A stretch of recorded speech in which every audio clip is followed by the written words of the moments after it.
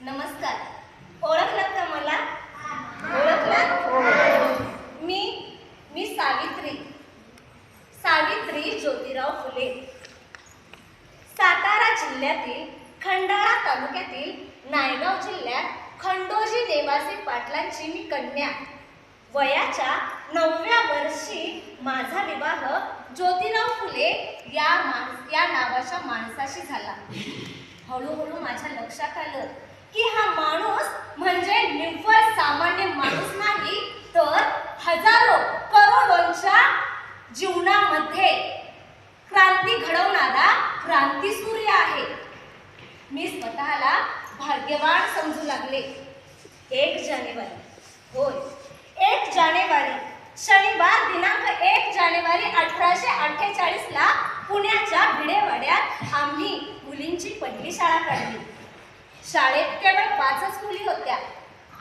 पण मी डगमगले नाही, कारण मला माझ्या पत्नीने सांगितलं होतं, ज्योतिरावांनी सांगितलं होतं की सावित्री, शाळेत एक जरी मुलगी आली ना तरी तिला शिकव. हळूहळू मुलींची संख्या वाढू लागली. या कामात मला त्यांची मावस बहीण सगुणाबाई आणि फातिमा बेग यांनी सहकार्य केलं. हळूहळू माझ्या शाळांची संख्या वाढली. 1840 ते 1852 या काळामध्ये आम्ही 18 शाळा काढल्या. शाळा काढणं सोपं काम होतं का? नाही, कारण त्यावेळी त्या काळामध्ये अंधश्रद्धेनं आणि विषमतेनं बरबडलेल्या काळात ही शाळा सुरू करणं म्हणजे सिंहाच्या गुहेत जाऊन सिंहाची आयात उपटण्यासारखं होतं. पण आम्ही डगमगलो नाही. आम्ही कोणतं पाप करत होतो का? नाही, आम्ही पुण्याचं काम करत होतो. कोणतं? तर या स्त्रियांना शिकवण्याचं काम. शेटजींच्या हळूहळू लक्षात आलं की जर समाज सुधारायचा असेल तर स्त्रीला पहिलं शिक्षण दिलं पाहिजे, कारण जिच्या हाती पाळण्याची दोरी ती जगाला उद्धारी. जर एक स्त्री शिकली तर सारं कुटुंब शिक्षित होईल, आणि म्हणूनच स्त्रियांना शिकवलं पाहिजे. मग हे काम द्यायचं तरी कोणाकडे?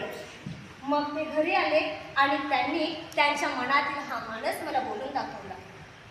जेव्हा आम्ही शेतावर काम करायला गेलो तेव्हा आंब्याच्या झाडाखाली असो, लिंबाच्या झाडाखाली असो, मऊ माती पाहिली की घ्यायची काटे आणि शिकवायला सुरुवात करायची. त्यांनी जमिनीची पाटी आणि काठीचा पेंट करून मला शिकवायला सुरुवात केली. मी हळूहळू शिकले आणि शिकवलं सुद्धा. शाळेत गेले, मुलींना शिकवू लागले. ज्योतिरावांनी मला सांगितलं की सावित्री, आपल्याला अज्ञानानं पिचलेल्या लोकांच्या जीवनात नवी बाग फुलवायची आहे. त्यांच्या जीवनात असलेला अंधकार आपल्याला घालवायचा आहे. आणि म्हणूनच आम्ही 1848 ला मुलींची पहिली शाळा काढली. आणि ती शाळा म्हणजे भारतीय माणसांसाठी, सर्व धर्मीय मुलींसाठी काढलेली पहिली शाळा होती. मग कर्मठ लोकांची आणि धर्मांध लोकांची कोल्हेगिरी सुरू झाली. धर्म बुडाला. बाईने धर्म बुडवला, आता आपलं काही खरं नाही. अहो, मी तुम्हाला विचारते, जर माणसांना शिकवण्याचा जर धर्म चुकीचा असेल तर इतका तकलादू असू शकतो का धर्म? स्त्रियांना शिकवण्याचं काम जर चुकीचं असेल तर त्या धर्मात असे नियम घातले असतील का? ते धर्मग्रंथ वाचण्यासाठीच आम्ही मुलींना शिकवू लागलो. कर्मठ लोक म्हणू लागली, जर स्त्रियांना शिकवलं तर जेवणात आळ्या होतील. ज्योतिबा म्हणाले, ठीक आहे, माझ्या ताटात होऊ द्या आळ्या. कर्मठ लोक म्हणाली, जर स्त्री शिकली तर तिचा नवरा मरून जाईल.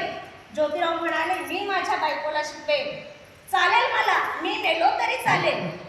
बघू दे तरी ही परीक्षा. खरंच असं घडतं का? सावित्रीबाई शिकल्या, शिकवू लागल्या. झाल्या का ताटात आळ्या? नाही. सावित्रीबाई शिकल्या, शिकवू लागल्या. ज्योतिराव गेले का? नाही.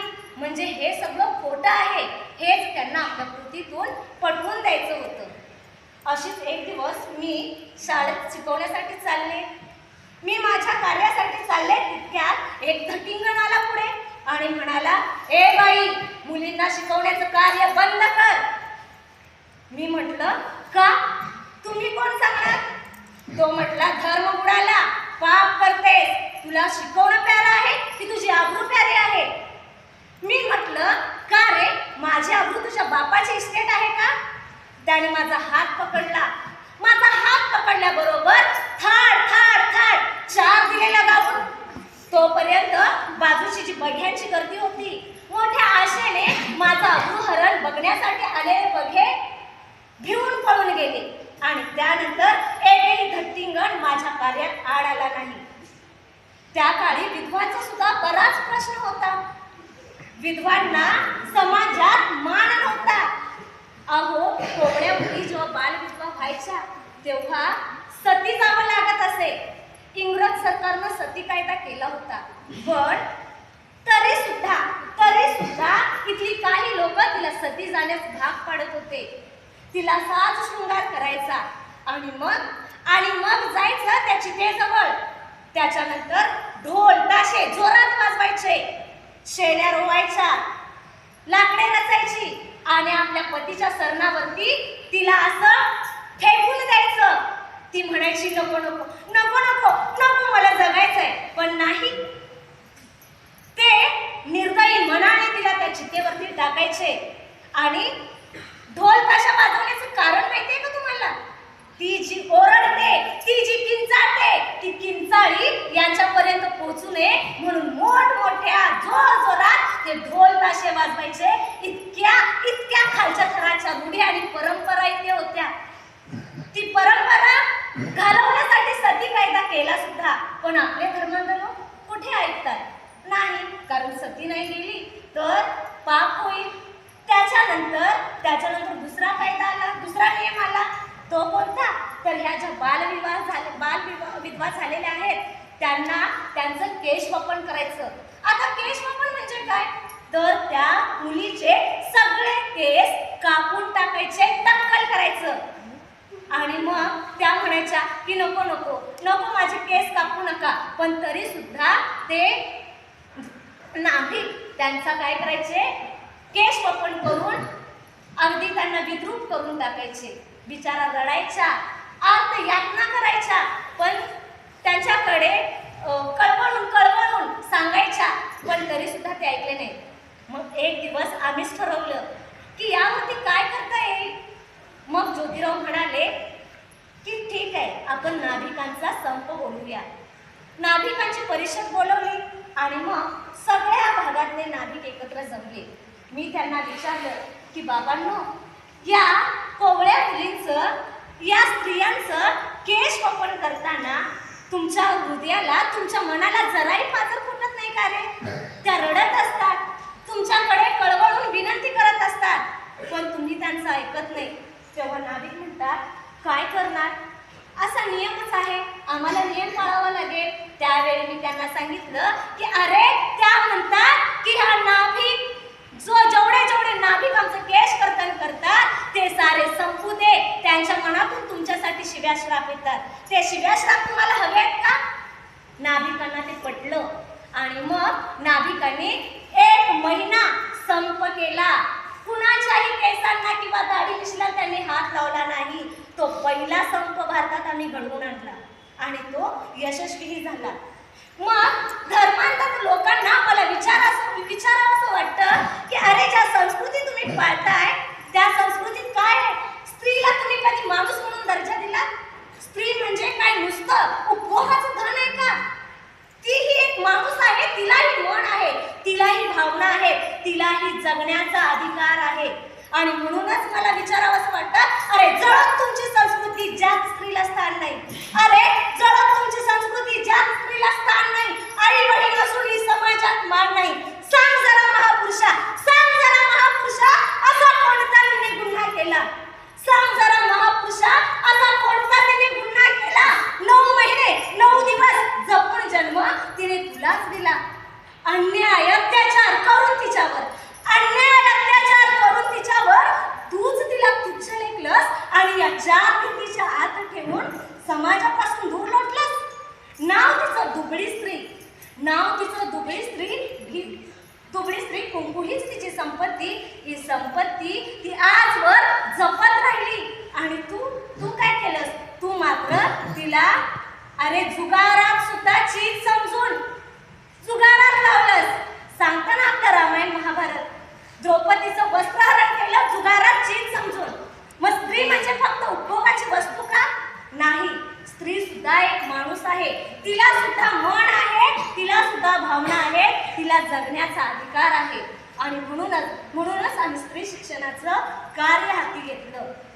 त्यानंतर मोठा प्रश्न होता शूद्रांचा. अस्पृश्य लोकांना प्यायला पाणी सुद्धा मिळत नव्हतं.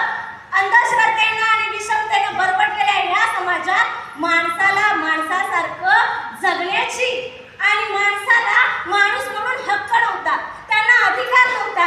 त्या माणसांना आम्ही आमचा हौद खुला करून दिला. त्यांच्यासाठी आम्ही शाळा काढल्या.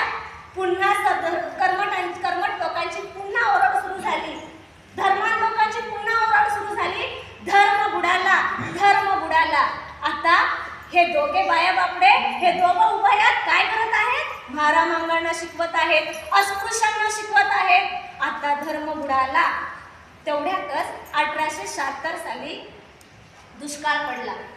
लोक बोलू लागले, अरे दुष्काळ तर पडणारच. का पडणार? समाजात पाप वाढलं, बाया शिकू लागल्या, महार शिकू लागले. तर ज्यांना अधिकार नव्हता धर्म बुडाला, मग दुष्काळ तर पडणारच. ते बोलू लागले. आम्ही या कानानं ऐकलं, या कानानं सोडून दिलं. आणि मग काय केलं माहितीये? आम्ही दोघांनी मिळून अन्नछत्र उघडलं.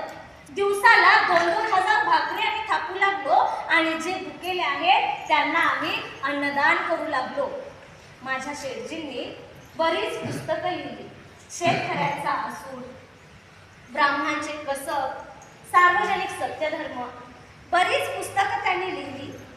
आणि सण उजाड आणि मग 1890 साल उघडले. 1890 मध्ये त्यांनी सत्यशोधक समाजाची स्थापना केली. त्यांचे जे सहकारी होते ते सुद्धा त्यांना सहकार्य करत होते. त्यांच्या या समाजकार्यात त्यांना साथ देत होते. एक दिवस ते असं पुस्तक लिहित होते आणि मग त्यांचा हात जड झाला. त्यांनी मला हाक मारली, सावित्री माझा हात उचलत नाहीये. मी तिथं गेले, बघते तर काय, त्यांची उजवी बाजू उडी पडली. त्यांना पक्षाघात झाला. आणि 29 नोव्हेंबर 1890 रोजी माझे शेठजी मला कायमच सोडून गेले.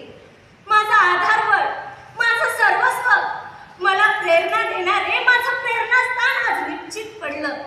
मी म्हणत होते, शेठजी उठा, शेठजी उठा. असं निश्चित पडू नका हो, निश्चित पडू नका. अहो तुमची या समाजाला गरज आहे. शेठजी उठा. अहो नको, असं निश्चित पडू नका. तुमच्या सावित्रीला एकटीला टाकून जाऊ नका.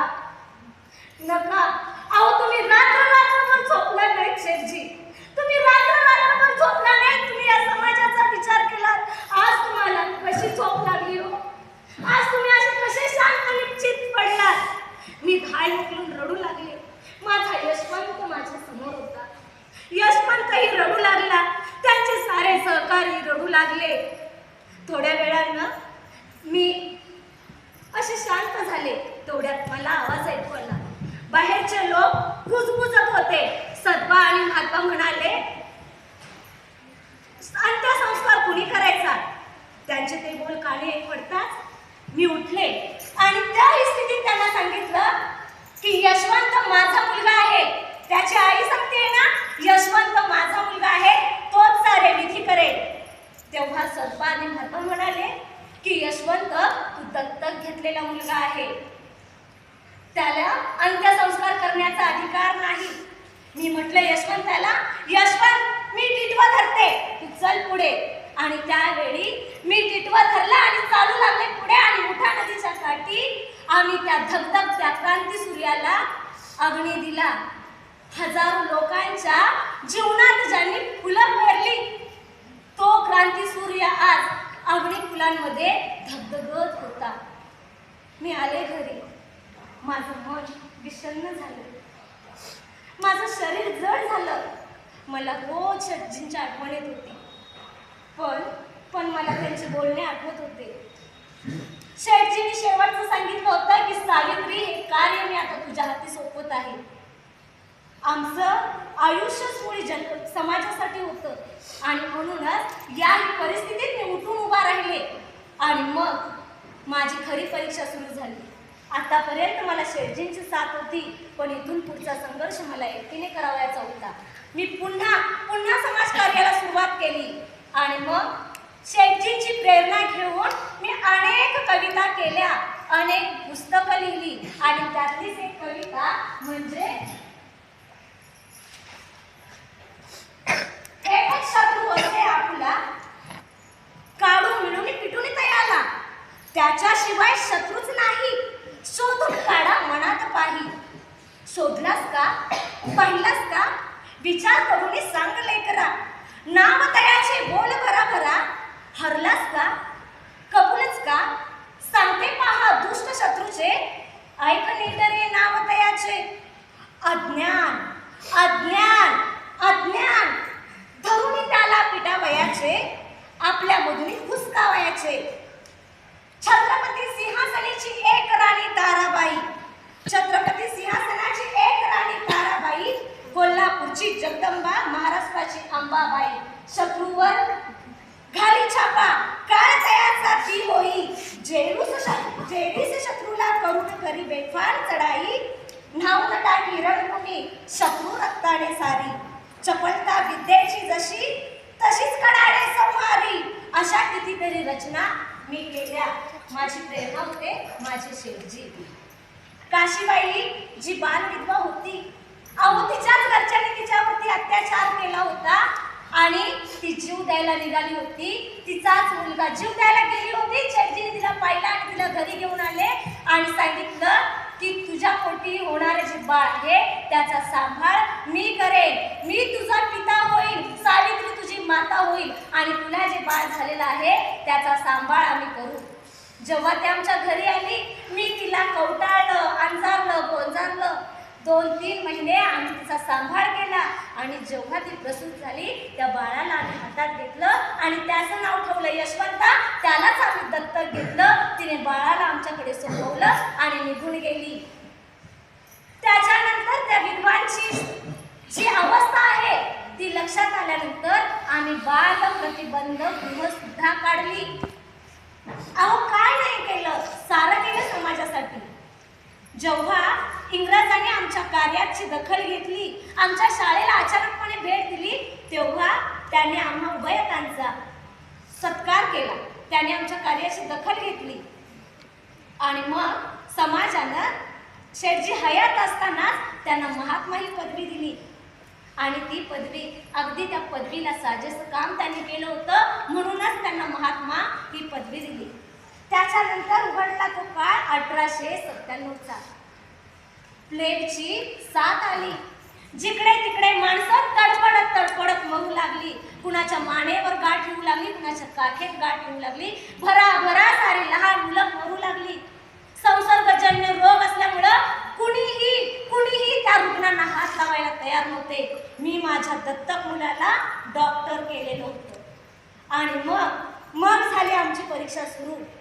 मग आम्ही घोरपडी आणि बाणवडीच्या मध्ये एक छावणी केली आणि त्या छावणीमध्ये मी माझ्या मुलाला आदेश दिला, यशवंता आता तुला सज्ज व्हायचंय, आपल्याला या लेकरांवरती उपचार करायचे आहेत. माझा मुलगा माझ्यासारखाच.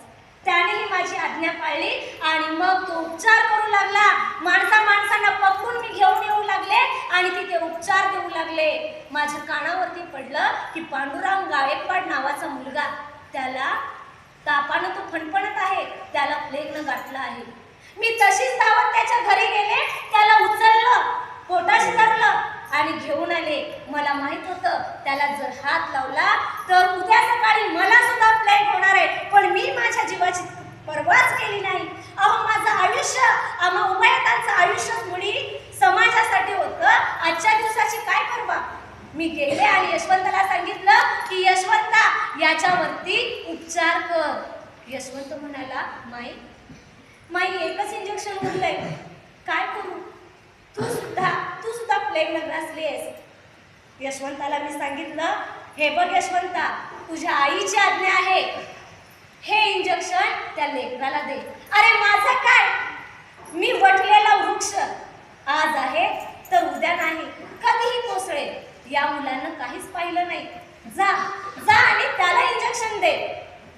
माझ्या लेकरानं अगदी भरलेल्या डोळ्यांनी, टपटपलेल्या डोळ्यांनी त्या लहान पांडुरंगाला इंजेक्शन दिलं. एकच इंजेक्शन उरलं होतं आणि 2 रुग्ण होते. या वेळी सुद्धा आम्ही आमचा विचार न करता समाजाचा विचार केला, कारण आमच्या रक्तातच समाजकार्य दिलेलं होतं. माझ्या शेठजीने मला ती प्रेरणा दिली होती. मग यावेळी मी स्वार्थी कशी होऊ? मग मी मरणाला सांगितलं, मरणा थांब मरणा, मी येते, पण मला फक्त काही वेळ माझ्या साथीदारांना आणू दे. मी सज्ज आहे तुझ्याकडे येण्यासाठी, मी स्वागत करते तुझं. असं म्हणून मी मरणालाही ग्वाही दिली आणि मग मरण आलं माझ्या समोर. मी हसत पुढे गेले. यशवंत बघ माझे शेठजी मला दिसतात. यशवंत बघ यशवंत शेठजी आले. आता मी शेठजीकडे जातीये. यशवंत पाहिलंस का यशवंत? कोण आले? बघ यशवंत, माझे शेठजी.